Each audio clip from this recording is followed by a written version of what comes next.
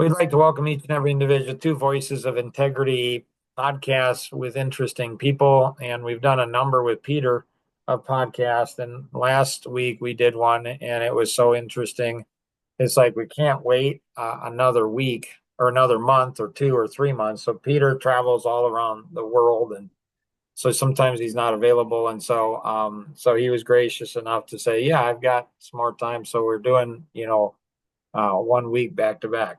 So what we had left up last time with was, flipping the switch, learning to flip the switch for good, not for no reason. And then why do some people seem to turn pain, trauma into power that propels them to crazy success while others will get stuck? How do we help young people to see what they think that what they think is hard is the foundation for their future life and learn to see negative as positive? How do we help older adults who don't think like this to learn how to do this after many years of not so much doing it? So, um, That's the challenge of a lifetime right there. I mean, so let's gaze at each other and shake our heads and go, how do you do that? right.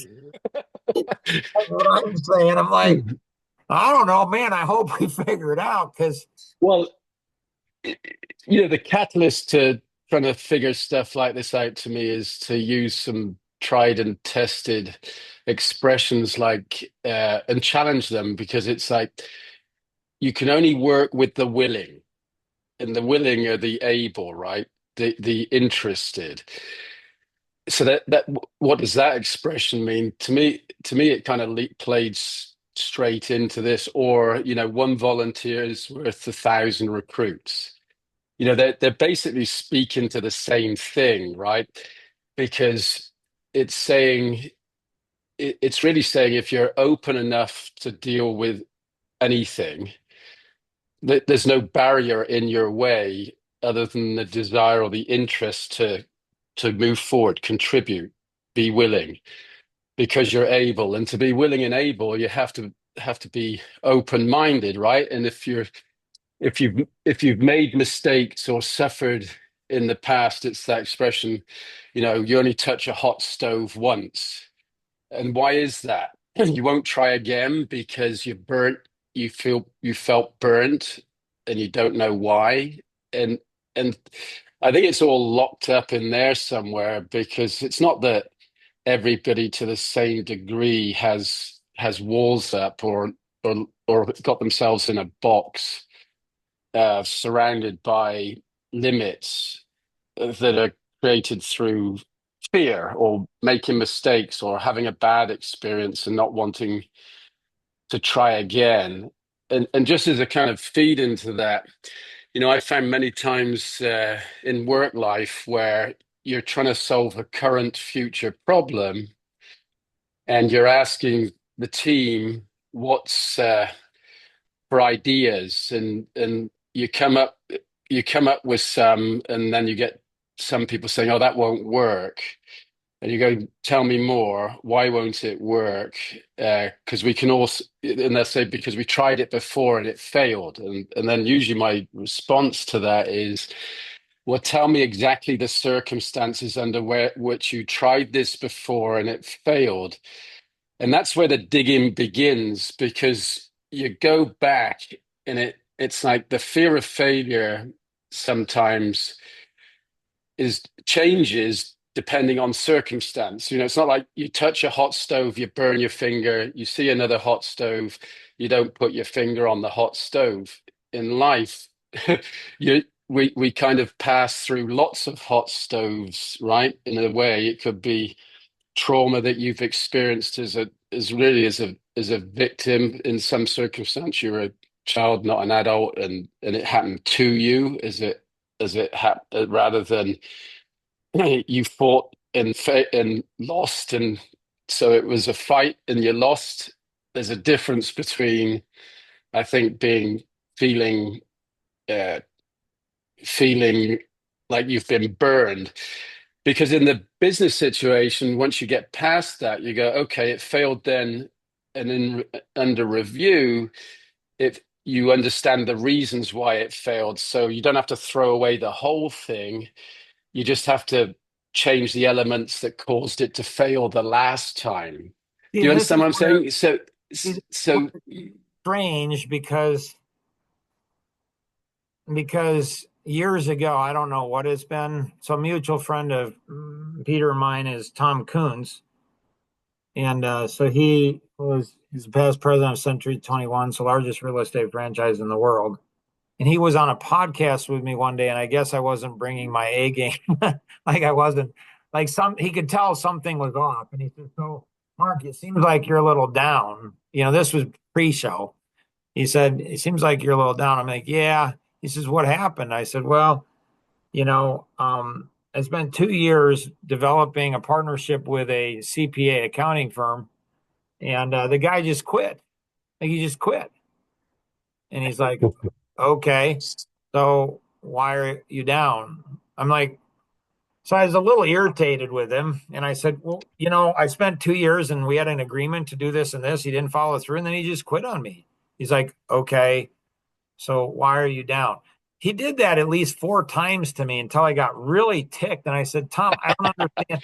I don't understand what you're saying. Like this, like, do I need to yell? Like," and I'm like, "I don't know what you're saying." He says, "Well, Mark, what you were doing with the CPA, like, was it a good idea?" I said, "Well, yeah." He's like, "Are there any other CPAs out there?" right You know, there you go. you So know, it's like, what's your good reason right. for Like, being down? right. He just smoked me. I'm like, he's right.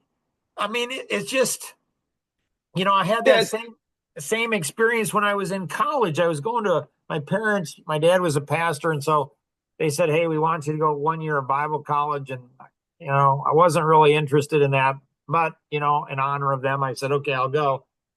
So I went and I started, so it was a very conservative Bible college, and I went and started a convenience store in my dorm. And I had quite an operation. It got to be so successful and so profitable that I started two branch things in the girls' dorms. So I had quite an enterprise, quite an operation going. And then all of a sudden, like people started stealing from me.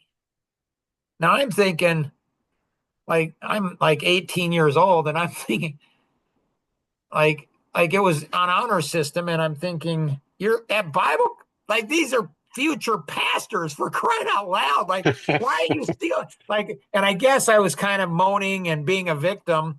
And and eventually the resident advisor, the RA, he's like, "Mark, I'm tired of your whining about this." He says, "It's a cost of doing business. If you can't handle it, get out of business." And I'm like, right. he's right. Like I have 3 degrees in business and they didn't teach you any of that. So at 18 years old, at a Bible college, I learned one of the most powerful things is don't whine, don't be a victim. So I wrote a sign out and I said, "Did you come to Bible school to study to become a pastor and a missionary and steal from me?" And I'm telling you, it fixed it just like that until somebody tore the sign down. And so, but it's so hard. It's so hard to teach people not to be victims. Yeah, look, and that's where I think, because what happens is the defense mechanism goes up, right? It's like the hot stove that you're putting their finger on the hot stove, and in that sense, it's a defense mechanism to protect, I think, the way we are, because we've all done it. Look, I've whined about stuff until somebody comes along and sort of hits you in the head and says, "What are you complaining about? You got so much to be grateful for," right? Or something like that. There's lots of different expressions that can snap you out of it in the moment when you don't even necessarily realize what's going on. But it's like you know the victim and the perpetrator. If you're trying to wake somebody up because they're stuck in that, you're playing, by definition, one's the perpetrator because it's Tom Kuntz saying to you, and And why?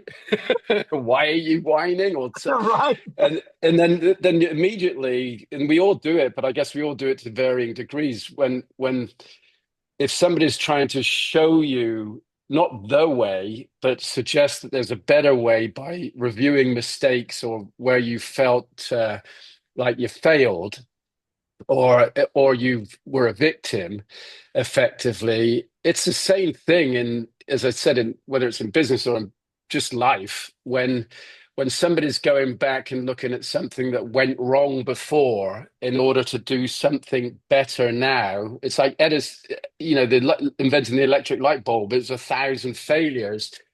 If he was a victim of failure as opposed to uh, successful through failure, and we hear this a lot, right? Where people say, if you wanna be successful, double or triple your failure rate, Right. right? And See, now it's just a true. second, stop there. See, if you're listening to the podcast, there's a high probability if you're under the age of 50, you may not know what that means. Like,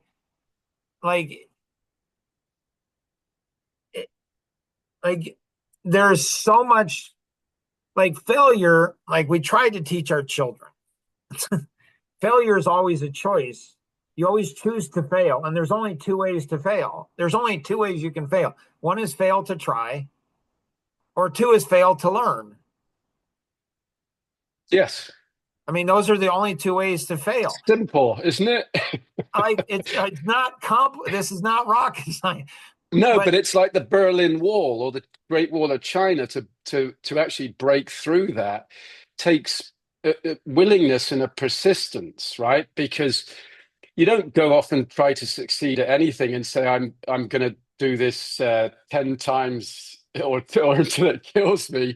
You tend to set off when you're running a race at school, let's say, then, or playing a game, a soccer game, or whatever sport you're playing. You don't set out to fail. You set out to win.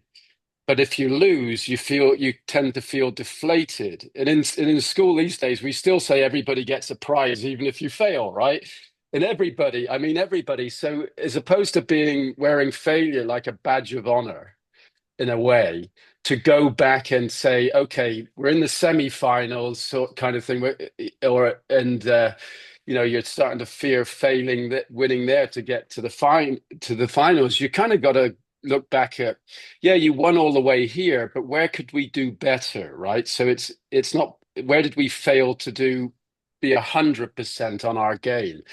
So every time to take bigger leaps forward, you've got to go back and look at how look for weaknesses so that you can build turn them into strengths. And often when things go wrong, you tend to uh, give up or stop looking at how to turn it around. And I think in the last 20 years, when you look at the education system or the competition, and certainly at school, it's like failure's a bad thing or losing's a bad thing. No, it's not. It just means you maybe need to change your tactic or try harder or train more or practice more, and instead of sitting at home or whatever, and get excited about going out and training more, practicing more, playing more, or whatever it is. um Ignore the fact that you still got a pat on the back and everybody cheered and everybody's gets a prize kind of thing. And no, how do we do better? And even if it doesn't seem like you're doing better, but you're trying and you're willing and you're looking at where your weaknesses are to turn them into strengths, and getting excited about that rather than rather than you know going into the game, going into the race the next time, just hoping you can win or you can do better. see, and I think it was 6 or 7 years ago, Peter, Tom, and I and a group of other people put together a 7 week course. I think it was. I think it took us like 6 months to do it, but but and it was leverage the magical arts of positive motivation and manipulation. So how do you gain leverage? And so in this process, I don't know what it was. probably 2/3 of the way through. Um, again, on the pre-show, this is why you always come early, always stay late, because this is where the real happened. And again, I was frustrated.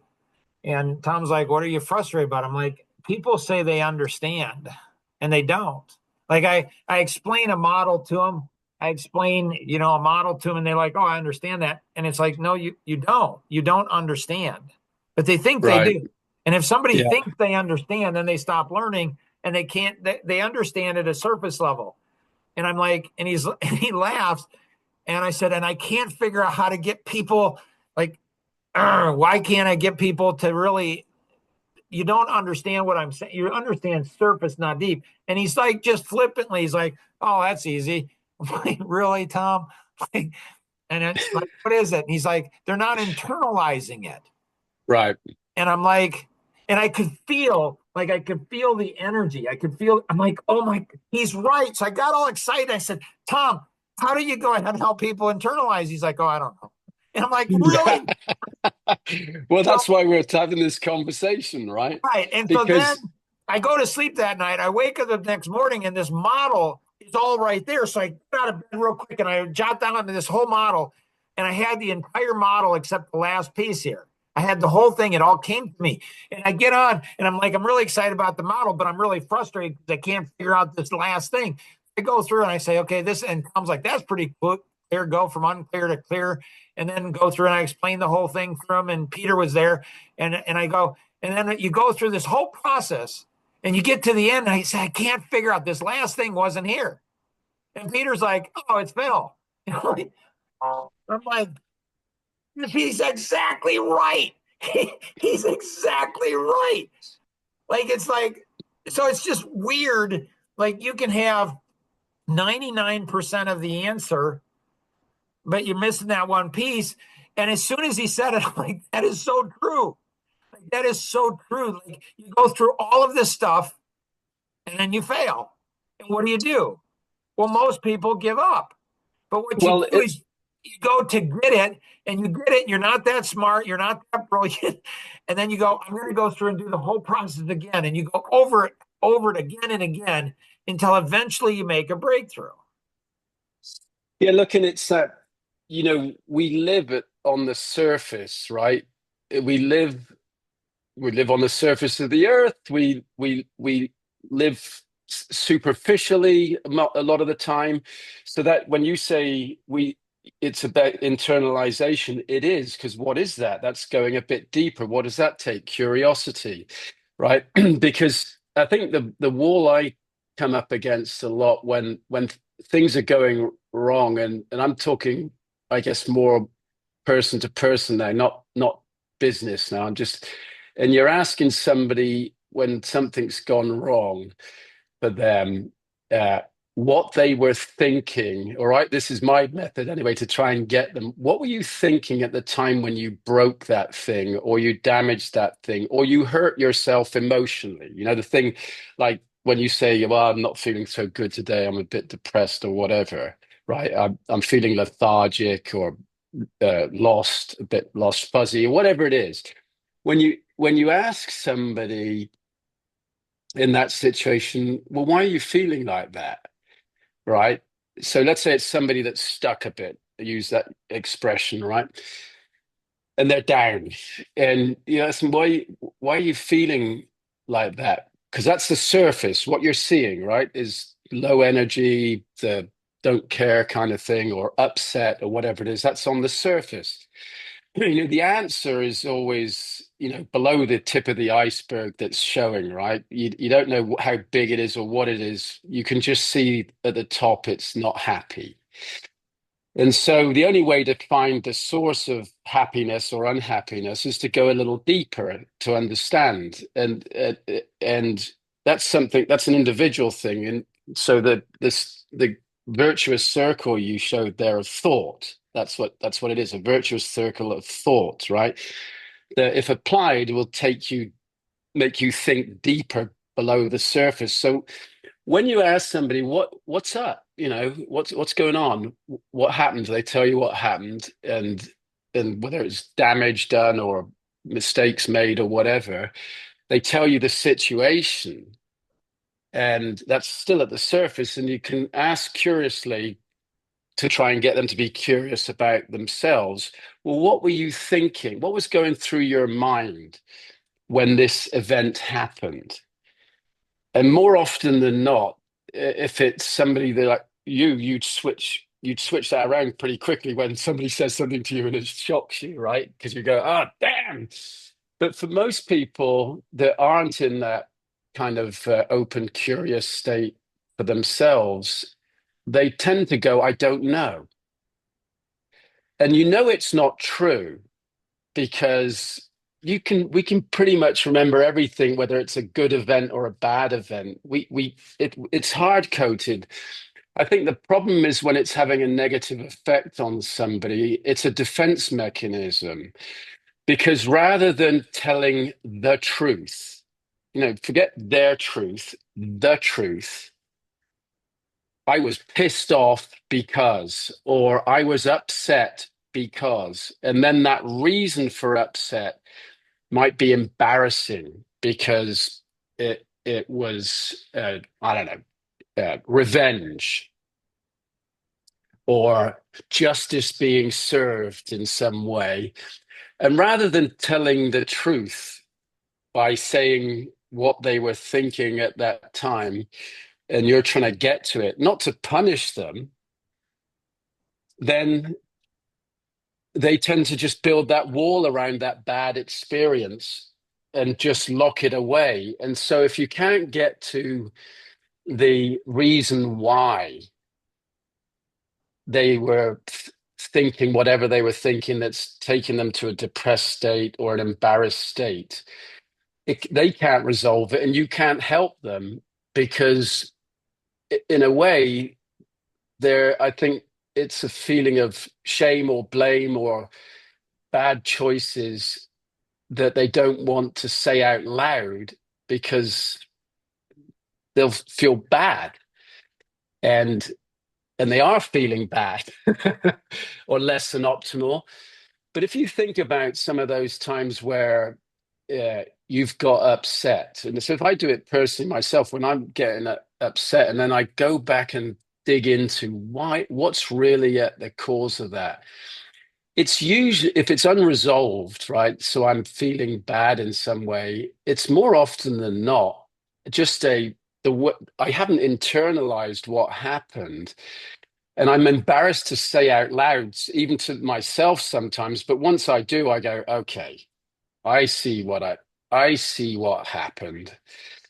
But when you're trying to help somebody else, so it's like now we're into how do you lead follow, right? You're in a whether I'm in a business situation or a personal situation, if I can't get through to that, I can't learn the lesson of how to lead and come up with a better solution. And that person can't make a contribution because they're not being honest with themselves about what went wrong the last time. Usually you get the answer, it was because we were told to do it, or we were told to do it the wrong way. And so I was just following orders, right?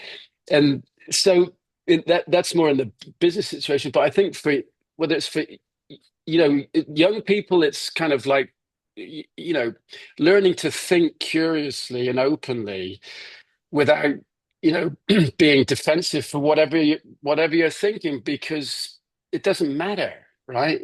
What matters is that you can turn your thoughts, feelings, and actions into something that represents moving forward, growing, doing better, being better, feeling better. um, because life is littered, even childhood is littered with problems, bullies or injustices or punishment when it wasn't deserved and all that. I think social media has done a terrible disservice to the extent that a lot of the time it's just people are just looking at all the surface level good stuff that's happening without understanding what it takes to create it for yourself. Because there's no free lunch. Things don't just fall out of the sky into your pocket, or opportunities don't just show up when you're not open and looking for them. it all takes not discipline per se, but it takes prioritizing the way you see the world. Because, it's that song, there's good and bad in everyone, right? But if you want to grow, you got to connect through your positive to somebody else's positive, even if you're only mostly negative. If you can't make that connection from inside of you to connect to people through light, I'll say, optimism, gratitude, curiosity, playful curiosity.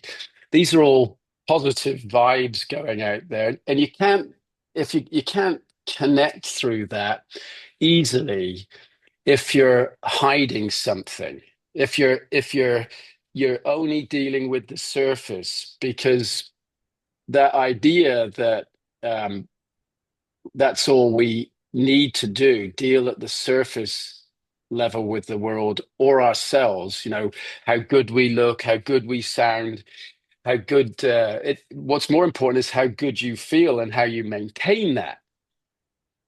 Whereas we tend to be taught generally more surface level things, and thinking how to think is probably the key, right? How to love, how to laugh, why to, even in the face of adversity, that expression, laugh in even in the face of adversity. Why? Because it's better to do that and be looking forward than turning your back and running away.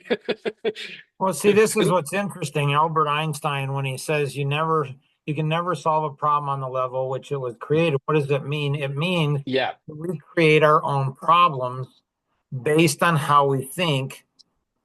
And so the only way we're going to solve our problems is we have to think at a higher dimension, at a different level. Like people will say to me, so I should do this. And I'm like, I wouldn't use the word should. Maybe should be eliminated because should is kind of a judgment word. And so you could do this. I think if you chose to do this, right. I think that you would have better results. Not the right way, but I think better. And I think that a lot of times, well, do you have time? Do you have to run or do you have time for another podcast, Peter? No, I can do one more. Yeah. All right. So we're going to go into part two and we're going to go down deeper. We're going to drill deeper.